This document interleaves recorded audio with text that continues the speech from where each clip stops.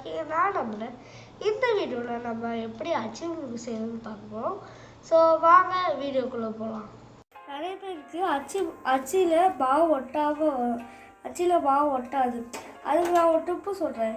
இப்போ நீங்கள் அச்சியில் எண்ணெய் தேய்ச்சி இப்படி ஹீட் பண்ணிட்டீங்கன்னா அச்சியில் மாவு போட்டு எண்ணெயில் நல்லா பூ மாதிரி விழும். இப்போ நம்ம இன்க்ரீடியன்ஸ் பார்த்துக்கலாம்.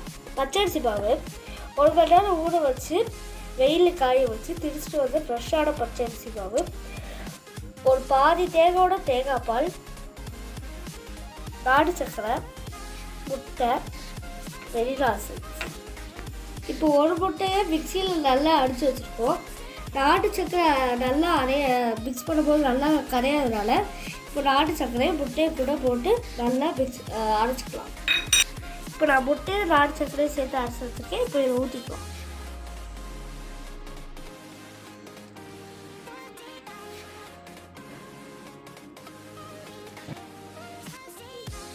இப்போ அரைச்சி வச்ச முட்டையும் நாட்டு சக்கரையில் 1/2 கிலோ பச்சரிசி ஆட் பண்ணிக்கிறேன். இப்போது பச்சரிசி மாவில் ஒரு பிஞ்ச் உப்பு,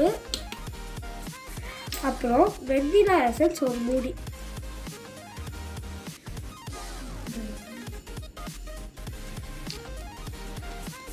இப்போ வெண்ணிலா எசன்ஸ் ஆட் பண்ணதால முட்டையோட ஸ்மெல்லு உங்களுக்கு அதிகமாக தெரியாது.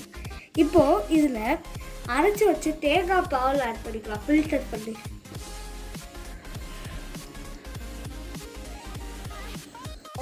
அப்புறம் அச்சு முறுக்கு மிக்சரில் 1 ஸ்பூன் சிசேம் சீட்ஸ் ஆட் பண்ணிக்கலாம். நல்லா மிக்ஸ் பண்ணி விட்டுக்கலாம். இப்போ எண்ணெயில் அச்சியை காய வச்சுக்கலாம்.